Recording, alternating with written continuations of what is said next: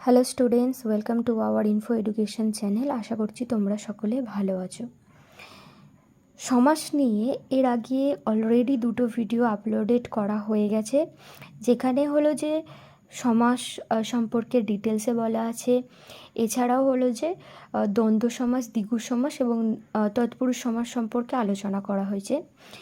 তো এখনও পর্যন্ত যারা ওই ভিডিওগুলো দেখোনি, সেগুলো আমি ভিডিও শেষে ডেসক্রিপশানে লিংক দিয়ে দেবো, তোমরা গিয়ে দেখে নেবে। আজকে আলোচনা করব কর্মধারায় সমাস নিয়ে এবং নিত্য সমাস, এই দুটো সমাস সম্পর্কে আলোচনা করব। তোমরা অনেকে হলো যে সমাসের পার্টগুলো দিতে বলেছিলে, তাড়াতাড়ি আপলোড করতে বলেছিলে, তো আমি করা হয়নি, কারণ তোমাদের যেহেতু সেকেন্ড সামেটিভ এক্সামে তোমাদের সমাস পার্ট 2 আছে, আবার ক্লাস 8-এর থার্ড সামেটিভ এক্সামে আছে, তো তাই জন্যে আমি তোমাদের ফার্স্ট সামেটিভ এক্সামে যে সমস্ত কিছু পার্টটা ছিল সেগুলো আপলোডেড করেছি, তো তার জন্য ভিডিও আমি তখন দিইনি, এখন দিচ্ছি। তো আশা করছি যারা এখনও ওই দুটো ভিডিও দেখোনি দেখে নেবে, লিঙ্ক আমি ডেসক্রিপশানে দিয়ে দেবো।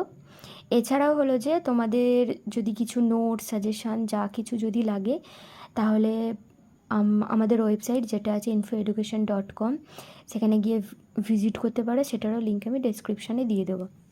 চলো আর বেশি কথা না বাড়িয়ে শুরু করা যাক। তো দেখো, কর্মধারায় সমাস, এখানে কি বলেছে যে অর্থ প্রাধান্য। কর্মধারায় সমাসের কোন অর্থটা প্রধান হচ্ছে, যে করে সেই ধরে।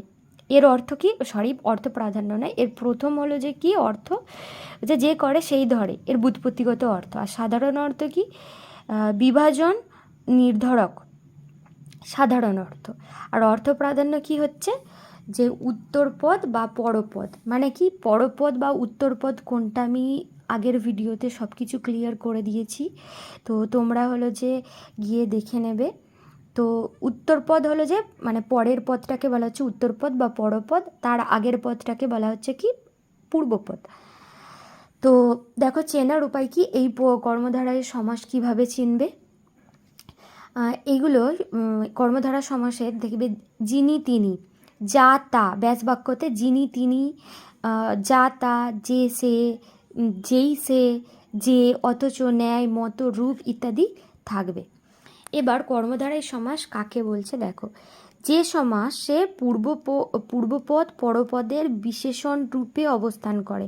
মানে কি, পূর্বপদ পরপদের বিশেষণ, মানে পরপদের বিশেষণটা কি পূর্বপদ রূপে অবস্থান করে এবং পরপদের অর্থ প্রধান রূপে প্রতীয়মান হয়। মানে পূর্বপদ পরপদের বিশেষণ হিসেবে বসে এবং পরপদের অর্থ প্রাধান্য পায়, তখন তাকে বলা হচ্ছে কি কর্মধারায় সমাস। যেমন দেখো, এখানে আমি উদাহরণ দিয়েছি, অধম যে নর, নরাধম। এখানে কি নরের কি বিশেষণ কোনটা, বিশেষণ রূপে কি বসছে, যে পূর্বপদটা বসছে অধম। কীরকম ধারা নর, অধম নর। তো কিন্তু অর্থ প্রাধান্য কোনটা হচ্ছে, যে এই পরপদে, যে কি নরাধম। নীল যে পদ্ম, নীলপদ্ম। বোঝা গেছে? তো এখানে দেখো কি আছে, উপমান, উপমেয়, সাধারণ ধর্ম আর তুলনাবাচক শব্দ। উপমান কি, যার সঙ্গে তুলনা করা হয় তাকে বলা হচ্ছে কি উপমান। উপমেয় কি, বাক্যের সাথে তুলনা করা হয়, বাক্যে যাকে তুলনা করা হয় তাকে উপমেয় বলা হচ্ছে। সাধারণ ধর্ম কি, উপমেয় উপমান উভয়ের ধর্মগত বা গুণগত সদৃশ্যকে বলা হয়। আর তুলনাবাচক শব্দ কি, উপমেয় ও উপমানের তুলনা বোঝাতে যে শব্দ প্রয়োগ করা হয়। আর তোমাদের আগে মানে সমস্ত কিছু জানার আগে উপমেয় উপমান এগুলো শব্দগুলো আসবে, তো এগুলো কি হলো যে সেটা একটা ফুটনোট। তো এবার দেখো, শ্রেণী বিভাগ করা হচ্ছে কি, যে সাধারণ কর্মধারায় সমাস কাকে বলছে, যে এখানে কি হচ্ছে, এখানে অনেকগুলো সাধারণ কর্মধারায়কেও আবার অনেকগুলো ভাগ করা হচ্ছে। এখানে কি, প্রথমটা দেখো, পূর্বপদ বিশেষ্য এবং পরপদ বিশেষ্য, মানে দুটোই হলো যে বিশেষ্য, পূর্বপদ ও পরপদ দুটোই বিশেষ্য হচ্ছে সাধারণ কর্মধারাতে। এখানে কি ব্যাস বাক্য হিসেবে কি থাকে, যা তা, যেই সেই। যেমন দেখো, যিনি রাজা তিনি ঋষি, রাজর্ষি। তারপর এক্সট্রা, এটা তোমরা খাতায় নোট করে নেবে। লিখিনি আমি। যিনি মাতা তিনি গঙ্গা, মা গঙ্গা। তো এটা হলো যে কি দুটোই বিশেষ্যের উদাহরণ। এরপর কি আসছে দেখো, পূর্বপদ বিশেষ্য এবং পরপদ বিশেষণ, মানে পূর্বপদটা বিশেষ্য, পরপদটা বিশেষণ। এদের মাঝে কি যে থাকবে, উদাহরণ কি, অধম যে নর, নরাধম, পোড়া যে কচু, কচু পোড়া, মাঝে দেখো যে থাকবে। তো 3 নম্বরটা কি, বিশেষণ প্লাস বিশেষ্য, মানে পূর্বপদ বিশেষণ, পরপদ বিশেষ্য। ব্যাসবাক্যের মাঝে এটারও যে থাকবে। কাঁচা যে লঙ্কা, লঙ্কাটা কেমন, বিশেষণ দেখো এখানে বসেছে কাঁচা, তাই জন্য কাঁচা লঙ্কা। আরও হবে যে তোমার কি, হেড যে মাস্টার, হেডমাস্টার, গুপ্ত যে চর, গুপ্তচর, এগুলো সমস্ত এই বিশেষণের মধ্যে, সাধারণ কর্মধারায় সমাসের মধ্যে এগুলো পড়ছে। তারপরে কী আছে দেখো, বিশেষণ প্লাস বিশেষণ, মানে পূর্বপদ বিশেষণ আর পরপদ বিশেষণ। সংযোজক হিসেবে কি থাকছে, সংযোজক হিসেবে থাকবে অথচ, যে, সেই ইত্যাদি শব্দগুলো থাকবে। দেখো কি, কাঁচা অথচ মিঠা, কাঁচা মিঠা। যে চালাক সেই চতুর, চালাক চতুর। এছাড়াও কি হতে পারে, অম্ল অথচ মধুর, অম্ল মধুর। এগুলো হলো যে কি বিশেষণ প্লাস বিশেষণ। এগুলো সবকটা উদাহরণ কিসের, সাধারণ কর্মধারায়ের উদাহরণ। এবার মধ্য পদলোপী কর্মধারায় সমাস কি, মানে যে বাক্যের মাঝের পদটা লুপ্ত হয়ে যাচ্ছে, মধ্য পদলোপী মানে মধ্যখানের মাঝখানের পদ লুপ্ত, সেটাকে বলা হচ্ছে কি মধ্য পদলোপী কর্মধারায় সমাস। যেমন কি, সিংহ চিহ্নিত আসন, সিংহাসন, বরফ গলা জল। দেখো এখানে চিহ্নিতটা উঠে গিয়ে সিংহাসন হয়ে গেল, বরফ গলা জল, এখানে গলাটা উঠে গিয়ে বরফ জল হয়ে গেল। তারপর আরও কি আছে, আরও আছে যেমন আকাশ থেকে আগত বাণী, আকাশবাণী, থেকে আগতটা উঠে গিয়ে আকাশবাণী হয়ে গেল। তো এগুলোকে কি বলা হচ্ছে, মধ্য পদলোপী কর্মধারায় সমাস। তারপর কি হচ্ছে, উপমান কর্মধারায় সমাস। কি, পূর্বপদ উপমান এবং উত্তরপদ সাধারণ ধর্মবাচক হয়। এখানে আমি ফুটনোটটাই দেখিয়ে দিলাম যে উপমান কাকে বলে। এই যে আরও একবার দেখিয়ে দিই যে উপমান কাকে বলছে, যার সঙ্গে তুলনা করা হচ্ছে তাকে উপমান বলা হয়। তাই জন্য এখানে কি বলছে, উপমান কর্মধারায় সমাস। পূর্বপদ কি হবে, উপমান, এবং উত্তরপদ হবে সাধারণ ধর্মবাচক হবে। এর সংযোজক হিসেবে কি থাকবে, ন্যায়, মতো ইত্যাদি শব্দগুলো থাকবে। যেমন কি, কাজলের ন্যায় কালো, কার সাথে তুলনা করা হচ্ছে, যে পূর্বপদ উপমান, পূর্বপদটা কি উপমান, দেখো কাজল, কাজলের সাথে তুলনা করা হচ্ছে, কাজলের ন্যায় কালো, কাজল কালো। গরুর মতো বেচারা, কার সাথে তুলনা করা হচ্ছে, গরু, তার জন্য এটা উপমান, গরুর মতো বেচারা, গো বেচারা। বোঝা গেছে। আরও উদাহরণ হয়, যেমন কি, তুষারের ন্যায় শুভ্র, তুষার শুভ্র, ঘনের ন্যায় শ্যামা, ঘন শ্যাম, তুষারের ন্যায় শীতল, তুষার শীতল।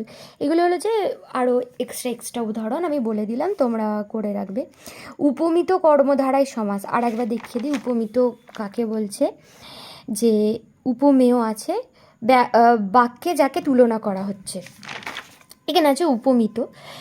উপমেয় প্লাস উপমান, মানে পূর্বপদ উপমেয় হবে আর পরপদ হবে কি, বা উত্তরপদ কি হবে, উপমান হবে। সংযোজক হিসেবে কি, সদৃশ, ন্যায়, মতো ইত্যাদি শেষে বসবে, বাক্যের শেষে বসবে। যেমন কি, বড়ি ফুলের ন্যায়, ফুল বড়ি, ছাঁটা কদমের ন্যায়, কদম ছাঁটা।